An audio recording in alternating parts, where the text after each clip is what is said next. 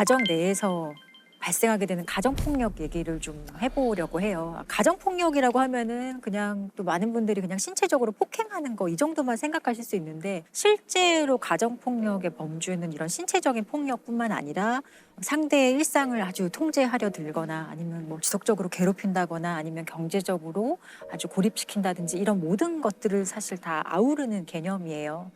근데 이 가정폭력 중에 가장 이제 잔혹하고 이제 안타까운 경우가 살인까지 이제 이르렀을 때가 이제 가장 문제가 되죠. 보통 이것을 이렇게 부부 사이는 보통 영촌이라고 많이 얘기를 하잖아요. 예, 촌수가 없고 영촌 살인 이렇게 많이 표현을 합니다. 요즘 이게 좀 문제가 되죠. 사회적인 문제도 있는데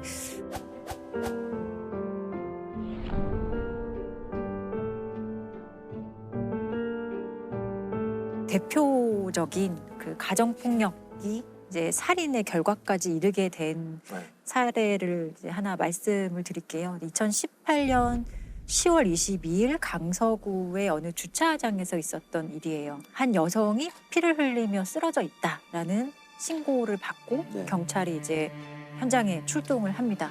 새벽 시간 아파트 주차장에서 40대 여성이 흉기에 맞아 숨졌습니다. 경찰은 이 여성의 전 남편을 용의자로 보고 있습니다. 이 여성과 이미 4년 전에 이혼한 전 남편이 가해자였던 거예요. 근데 이 사건이 뭐 단순 살인 사건인가 하고 이제 경찰이 더 들여다봤더니 이미 이 피해 여성은 여러 차례 이 남성과의 사이에서 어떤 폭력 피해를 입었었고 또 경찰에 신고한 이력도 여러 번 있었던 거예요. 그래서 가장 잔혹하고 극단적인 성향을 보여주는 그 대표적인 폭력 사건이 2015년 2월에 있었던 사건인데 당시에 이 피해 여성이 친구들과 함께 여행을 갔다고 해요. 근데 이 여행 가는 것을 가해자가 되게 못마땅해 했고 여행에서 돌아오는 피해자를 기다렸다가 주차장으로 끌고 가서 아주 막 잔인하게 폭행을 해요. 근데 여기서 멈추지 않고 이 가해자는 어떤 행동을 하냐면 피해 여성의 언니와 그리고 딸들에게 연락을 해요. 문자로 좋은 구경 있으니까 집으로 와라 라고 해요. 그래서 완전 참혹하게 맞은 엄마의 모습을 그대로 보여주는 거예요. 정말 얼굴에 주름질 곳이 없을 정도로 맞아서 퉁퉁 부어있는 상태였어요. 아빠의 흥분을 가라앉히기 위해 매달려서 빌고 빌었지만 흉기를 들고 위협까지 하는 상태였어요. 그게 몇 시간 동안 지속되다 보니까 제가 참다 못해서 경찰에 신고를 했고요. 그래서 실제로 이 경찰이 출동을 해서 가해자가 경찰서에 갔다가 2시간 만에 다시 집으로 와요. 이 아빠가. 어떤 조치가 내려지긴 했나요? 가족폭력 사건에서 이런 식으로 좀 피해자에게 좀 피해를 주거나 가족폭력 범죄에 해당한다고 했을 때는 임시조치라는 거를 할 수 있어요. 근데 대표적인 게 접근을 피해자에게 좀 접근하지 못하는 것 그리고 연락을 좀 못하게 하는 것 전화 문자 메시지 이런 거 못 보내게 하는 것 이런 조치가 사실 내려지기도 했는데 이 가해자는 이 조치를 어겨봤자 형사처벌 안 된다는 거를 너무 잘 알고 있었어요. 이 사람의 직업이 교도관이었다고 하거든요. 교도관이에요. 교도관인데 자기가 교도관인 걸 가족에게 상당히 강조하면서 나는 교도관이고 법률을 너무 잘 알아. 이런 걸로 경찰 가도 큰 일이 되지 않을 거야. 나는 구속되지 않을 거야. 처벌받지 않을 거야 라는 것을 그 가족들에게 항상 이런 식으로 사실 좀 세뇌하면서 자신의 어떤 장악력을 계속 좀 키웠던 것 같아요. 심리적으로 상당히 좀 피해자들을 지배하려고 했던 것 같아요. 근데 결국은 이혼도 안 하고 그냥 산 건가요? 그래서 이 사건을 계기로 도저히 안 되겠다 생각해서 이 두 사람은 이혼을 하게 돼요.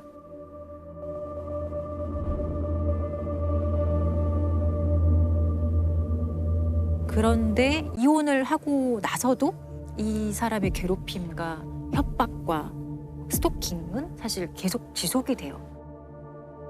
사실 피해자가 여러 번 주거지를 바꾸고요. 전화번호도 바꾸고 중간에 딸들과 떨어져 살기도 하고 자신 나름대로 가해자로부터 벗어나기 위해서 정말 노력을 하는데 이 가해자가 여기서 멈추지 않고 흥신소를 통해서 이 여성이 어디로 이사 갔는지 정보를 캐고 정보를 확인하고 또 그 집을 찾아가고 협박하기를 반복하고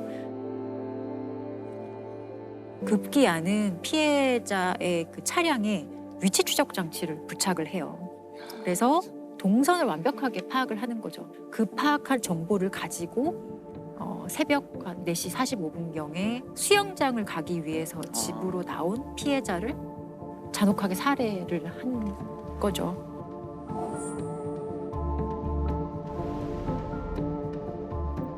이 가해자의 처벌이 너무 궁금합니다. 어떻게? 가해자는 무기징역이 이제 구형이 됐지만 징역 30년으로 아, 최종 갑자기 확정됐어요. 또 그 1심 판결문의 이제 판결 이유를 보면 계획적인 범행을 통해서 피해자를 살해하기 이른 것으로 엄히 처벌할 필요가 있다는 것을 인정하면서도 다만 피고인이 변론 종결 이후 제출한 반성문을 통해 뒤늦게나마 고인과 유족들에게 사죄의 의사를 표시하고 있는 점을 이제 고려를 했다는 거예요, 양형에. 별로 그런 거 고려 안 해도 될 것 같은데.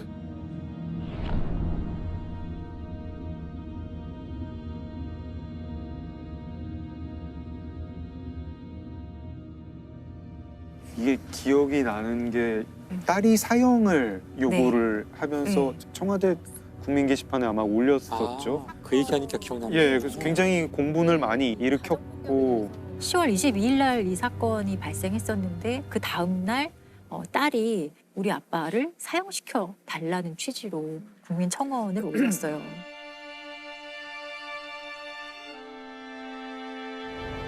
18년 10월 22일 강서구 등촌동 47세 여성 살인 사건의 주범 저희 아빠는 절대 심신미약이 아니고 사회와 영원히 격리시켜야 하는 극악무도한 범죄자입니다.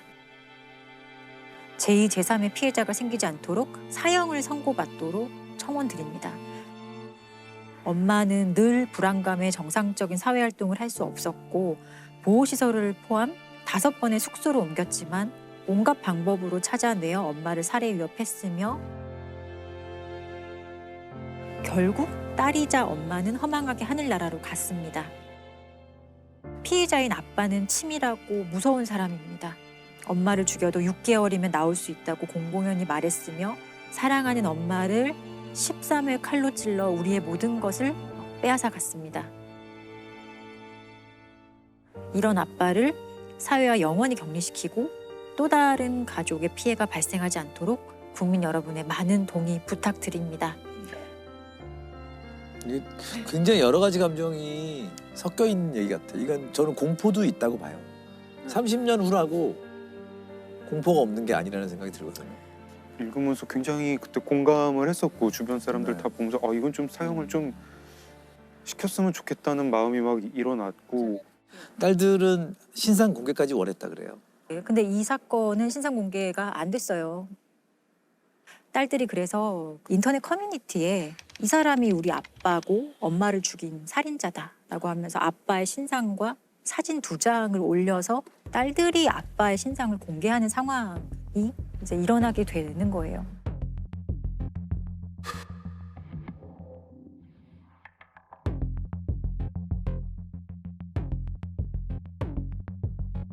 당시에 정말 기억이 나실 정도로 사회적으로 큰 이슈였어요. 그래서 이제 가정폭력 대책이라고 해서 여가부 장관이 답변도 했던 사안이고 개정된 것 중에 가장 대표적인 게 아까 말씀드린 임시조치의 내용 중에 과거에는 어떤 장소를 위주로 설정을 했었거든. 그 장소에서 100m 이내 접근 금지. 근데 사실 그 장소가 아니라 사람이 기준이 되어야 되는 거잖아요. 이 사건을 계기로 법률이 개정되면서 그런 것도 좀 바뀌고 이 임시조치를 이행하지 않았을 때 2년의 징역까지 최대로 선고될 수 있도록 조금 더 강화가 되기는 했습니다. 너무 예고된 그럼요. 범죄라고 할 수 있기 때문에 이런 피해자를 막을 수 있는 제도가 있어야 되지 않나요? 근데 이거는 사실 이런 조짐이 보일 때 강력하게 어떤 이제 가해자에 대해서 어떤 처벌이 좀 이루어지고 이제 이런 행동을 하면은 내가 조금 힘들 수 있겠다 이런 메시지를 줄 수 있어야 되거든요. 근데 지금까지 우리 법률, 특히 이제 가정폭력 범죄 처벌에 관한 특례법이라고 있는데 이 법률이 이제 가장 문제점으로 지적받는 거는 법률의 입법 목적이에요. 제가 입법 목적 일부를 한번 읽어드리면은 이 법은 가정폭력 범죄로 파괴된 가정의 평화와 안정을 회복하고 건강한 가정을 육성함을 목적으로 한다. 이 법률이 97년도에 제정이 되었어요. 근데 그 당시에 가정폭력 문제는 정말 사소한 문제로 취급이 됐고 가정 내에서 맞아요. 일어나는 일이기 때문에 국가가 개입해서는 안 된다. 이 법률이 정말 관심 있는 거는 피해자도 가해자도 아니에요. 가정 유지예요. 오로지 가정은 유지되어야 돼. 이 가정 유지 이데올로기에 갇혀서 깨어진 가정을 회복해야 한다라고 하고 있잖아요. 근데 이 깨어진 어떤 도자기 같은 거예요. 그 도자기를 유리 조각 하나하나 붙인다고 해도 원래의 도자기가 되는 게 아니잖아요. 강요하는 거죠, 예. 사실은. 그래서 이 입법 목적이 2011년에 조금 개정이 돼요. 어떻게 개정이 되냐?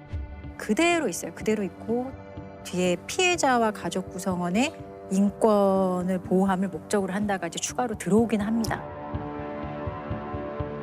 문제가 지적을 예. 많이 했군요, 사람들이. 그렇지만 여전히 이 법률은 사실 국가가 가해자를 좀 엄정히 처벌해야 될 역할을 피해자에게 약간 떠넘기는 거예요. 피해자의 의견을 존중한다. 피해자의 의사, 뭐 처벌 원하지 않는다. 그러면은 뭔가 처벌하지 못하도록 하는 이런 법률적인 근거가 오히려 가해자들에게 또 때려도 되겠네라는 잘못된 학습 효과만 지금 주고 있는 상황인 것이고 그 상황에서 피해자는 어떤 생각을 하느냐.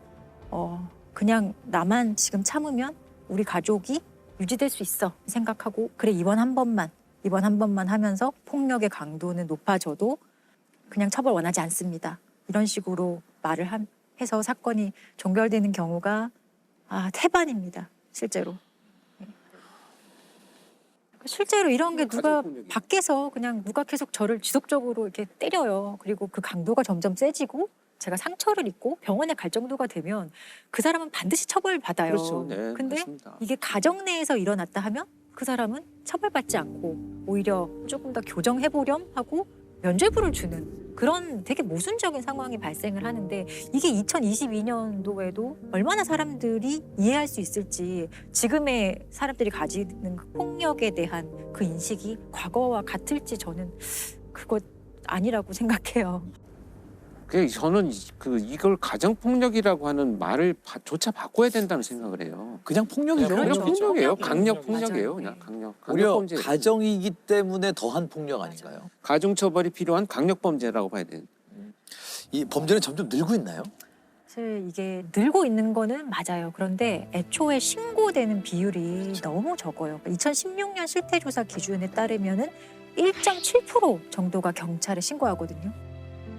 그러니까 정말 대부분의 사건은 99% 정도, 뭐 98% 정도의 사건은 경찰에 신고조차 되지 않고 그냥 알아서 끝나는 거죠. 이게 대표적으로 암수 범죄가 그렇죠. 많은 범죄죠. 예, 그리고 신고를 왜 안 했냐라고 물어보면 그러니까 신고해도 뭐 어쩔 수 없을 뭐 의미가 없을 맞아요. 것 같아서 다 포기하는 거예요, 하는 사실은. 분들이 되게 많아요. 그리고 실제로 어느 정도로 그럼 이게 구속률은 어느 정도인지 봤더니 2018년도에는 0.8%, 맞아요. 1%가 안 되죠. 2019년도에는 0.9%.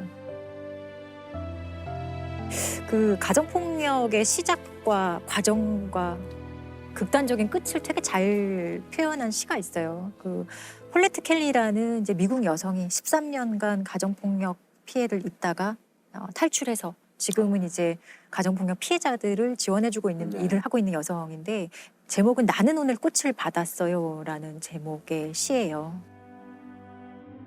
자, 저는 오늘 꽃을 받았어요. 우리의 결혼 기념일이라거나 무슨 다른 특별한 날이 아닌데도요. 지난밤 그는 저를 밀어붙이고는 제 목을 조르기 시작했어요.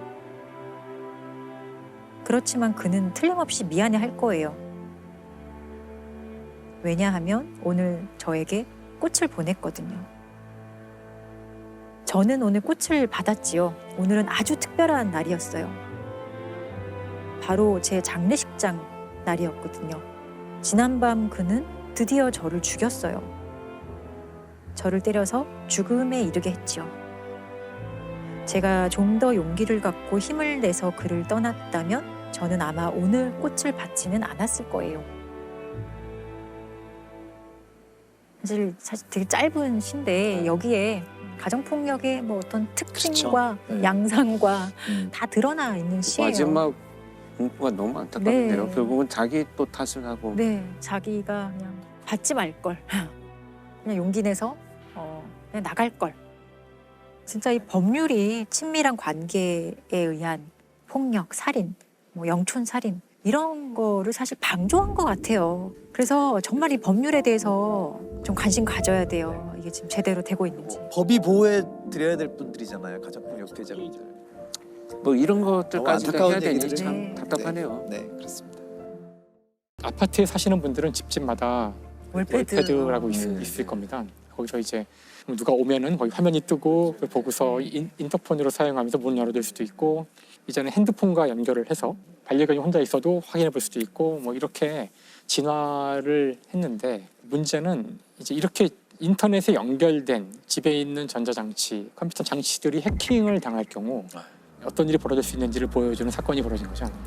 경찰청 사이버 테러 수사대는 일부 공동주택의 월패드가 해킹돼 촬영 영상이 유출된 정황을 확인하고 수사에 들어갔습니다. 월패드 카메라에 찍힌 사생활 영상을 다크웹에서 판매한 정황도 포착됐습니다. 인터넷 커뮤니티에 월패드 해킹 아파트 명단까지 떠돌면서 월패드가 설치된 아파트 주민들은 불안감을 호소하고 있습니다. 경찰은 영상 유출이나 유통 사실 등이 확인되면 정보통신망법 위반과 불법 촬영 혐의를 적용해 해커 검거에 나설 방침입니다. 월패드를 해킹해서 영상을 그 다크웹에 올렸는데 대략 한 700여 단지, 전국에 걸쳐서 700여 단지가 털렸고요.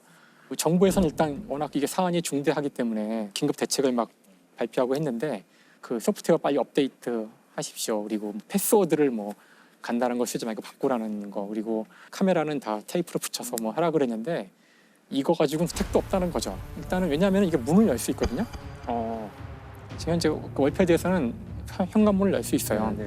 그러니까 이건 사실 집이 다 뚫려 있는 상태라고 할 수 있고, 그다음에 이 홈 네트워크의 특성상 동에서 한 가구가 만약에 뚫렸다면 다 뚫린 거예요. 사실 원칙적으로 다 뚫려 있는 상황이고, 그 집만 찍혔거나 아니면 그 집 거만 올라왔거나.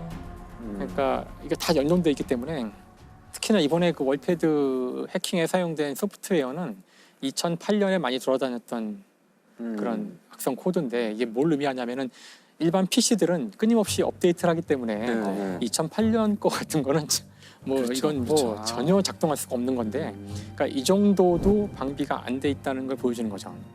혹시 그 자신이 사는 아파트의 홈 네트워크를 누가 관리하고 전문가가 앉아 있는지 그런 거 아시는 분 계세요? 모르죠. 없죠. 저는 월패드도 어떻게 쓰는지 몰라서 안 씁니다. 그러니까 이제부터 좀 경각심이 생기겠죠. 이제 막 연결되고 있는 홈 네트워크 같은 거의 무방비 상태로 지금 네트워크 연결되는 것들 중에 상당히 위험한 것들이 있고, 아무도 챙기고 있지 않다는 거예요. 그래서 이거 중요한 문제가 될 수 이게 있고요. 보안을 위해서 뭘 어떻게 해야 될까요? 보안을 위해서. 홈 네트워크 같은 거는 인터넷에 연결을 할 거라면 전문가가 앉아 있어야 한다는 거예요. 그렇지. 지금 우리 회사나 집에서 지금 인터넷 막는 정도의 그런 능력을 가진 사람들이 거기 앉아 있지 않을 때 함부로 연결하는 순간 다 뚫릴 거라는 거죠.